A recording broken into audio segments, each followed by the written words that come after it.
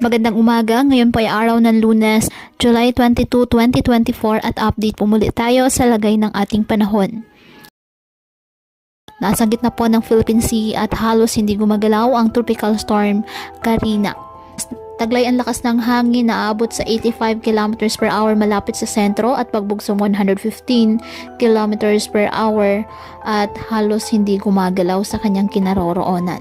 Inaasahang lalakas pa ang bagyo at aabot sa typhoon category hanggang sa posibleng paglabas nito ng ating PAR sa araw ng Miyerkules ng gabi o Huwebes ng umaga. Malayo man po sa kalupaan, hihilahin ito o papalakasin ang habagat na magpapaulan ng malalakas na mga pag-ulan at bugso ng hangin sa kanlurang Luzon. Sa ngayon, wala pa pong nakataas na tropical cyclone wind signal sa anumang bahagi ng ating bansa. Ngayong araw, ang Occidental Mindoro ay makakaranas ng mga pag-ulan na dulot po ng habagat. Ang Calamian Islands, Northern Palawan ay makakaranas din po ng paminsan-minsang mga pag-ulan na dulot pa rin po ng nasabing habagat.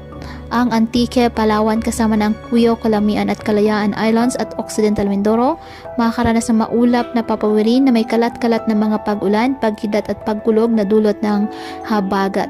Ang natitirang bahagi ng Palawan at Western Visayas ay makakaranas din po ng maulap na papawirin na may kalat-kalat na pag-ulan, pagkidat at pagkulog na dulot pa din po ng nasabing southwest monsoon. At ang nalalalabing bahagi, apektado naman po ng mga localized thunderstorms ang iba pang bahagi ng ating bansa.